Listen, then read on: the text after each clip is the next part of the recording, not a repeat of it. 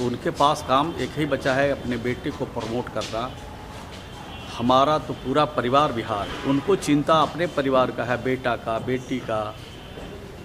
जो नौकरी मिल रहा है वो अपने उनके घरे में ना सबको मिल रहा है। नोरमा ग्रुप, जो सोचता है वो करता है, आपके अपने सपनों का आशियाना।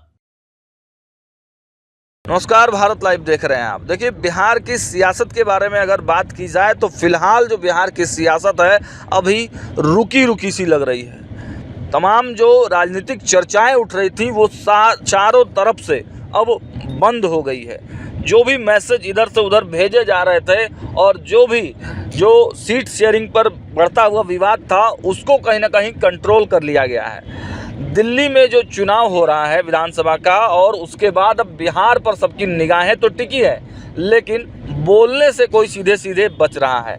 आपको बताते चले कि राहुल गांधी भले ही इन पूरे जो सियासी समीकरण बिहार में बन रहे हैं अंदर ही अंदर, उसको सार्वजनिक करते हुए राहुल गांधी की नज़रें इस बार बिहार पर तेज़ी से पड़ी हैं। और देखिए, पिछले एक महीने में 2 बार बिहार आगमन से ही आप समझ सकते हैं कि राहुल गांधी कोई बड़ी रणनीतिक पारी खेलने को तैयार हैं।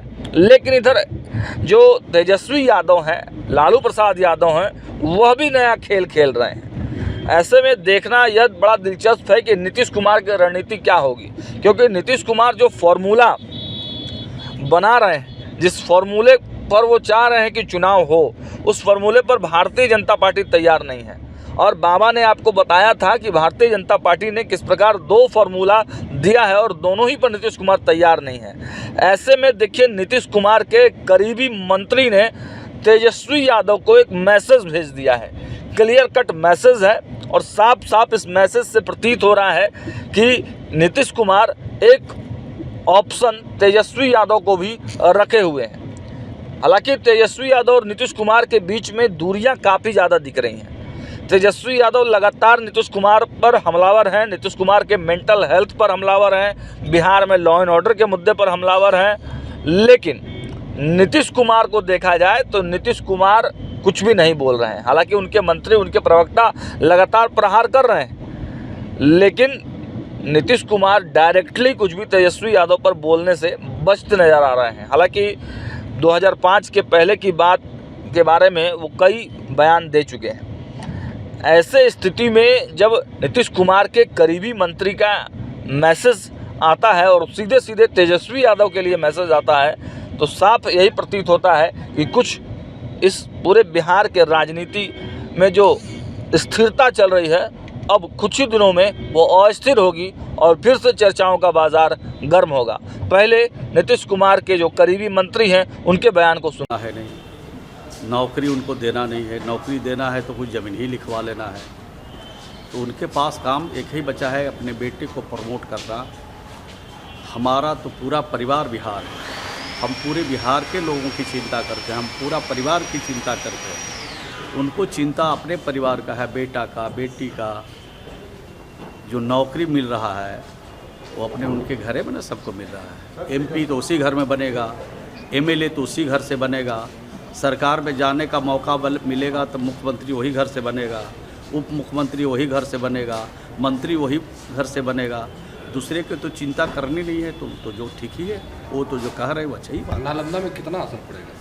नहीं, नालंदा में का बिहार में असर पड़ने वाला नहीं है। नालंदा तो नालंदा है, पूरे बिहार में इस बार पूरी तरह से उनका सफाया होगा।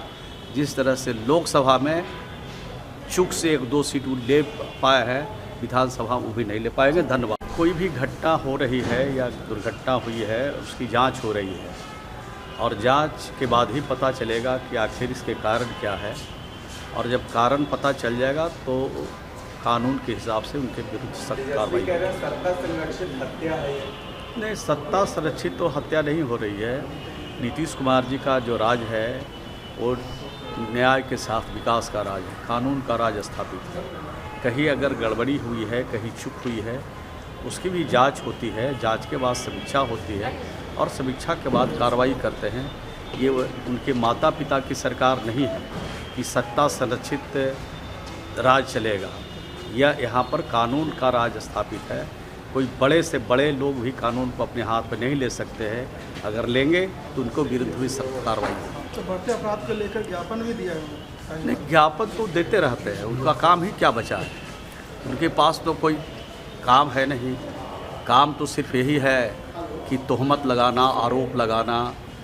अगर कोई बात है तो सरकार, विपक्ष के लोगों को भी दायित्व बनता है कि समय पर समय रहते कोई सुझाव दे, और सुझाव पर सरकार अगर अच्छा सुझाव देंगे तो अमल भी हम लोग करेंगे। लेकिन उनको तो सत्ता चाहिए, कुर्सी चाहिए, और जो कुर्सी 2025 में दर्शन उनको होने वाला नहीं है। अभी इंतज़ार करें, बिहार की जनता की और खिदमत करें और सेवा करें, बेहतर सेवा करें, तब हो सकता है कुछ जनता के बारे में सोचे। लालू यादव डाक विभाग के कर्मचारियों का आज 1 दिवसीय कार्यक्रम था और उसमें मुझे आने का अवसर मिला। डाक विभाग बेहतर काम कर रहा है, अच्छा काम कर रहा है, और ग्रामीण प्रवेश में ज़रूरत है डाक विभाग के कर्मचारियों की कि लोगों को घर घर तक सेवा दे सके। बैंकों के माध्यम से भी सेवा मिलती है, लेकिन उतना बेहतर सेवा नहीं मिल पाती है जितना बेहतर सेवा डाक विभाग कर सकता है। तो देखा आपने, मंत्री प्रेम कुमार साफ साफ बड़े संकेत दे रहे थे। वो एक कार्यक्रम में पहुंचे हुए थे और मीडिया के सवालों के जवाब देने के क्रम में तेजस्वी यादव के बारे में स्पष्ट रूप से कह दिया कि देखिए अभी कोई वैकेंसी नहीं है, लेकिन आप और मेहनत करें और ज़्यादा काम करें, ज़्यादा काम करिएगा, ज़्यादा सुझाव दीजिएगा, सरकार को पसंद आएगा सुझाव। यानी सीधे सीधे नीतीश कुमार को इंगित कर रहे हैं कि आप सुझाव दीजिए। यानी अगर आपका सुझाव पसंद आ जाता है नीतीश कुमार को, तब उस सुझाव पर सरकार यानी कि नीतीश कुमार काम करेंगे। अब देखना होगा कि इस बयान के क्या कोई राजनीतिक मायने भी हैं या फिर ऐसे ही नॉर्मल बयान है ये। फिलहाल बिहार की राजनीति अभी सन्नाटेदार है और हमारे संपादक भी दिल्ली गए हुए हैं। दिल्ली से लौटेंगे, वैसे ही हम तमाम अपडेट्स दिल्ली के बारे में भी बताएंगे और पूरे भारत की नज़रें अब बिहार की तरफ होंगी, क्योंकि बिहार विधानसभा का जो चुनाव है वह भी काफ़ी नज़दीक हो चुका है। फिलहाल इस वीडियो में इतना ही। देखते रहिए भारत लाइव। बहुत बहुत धन्यवाद।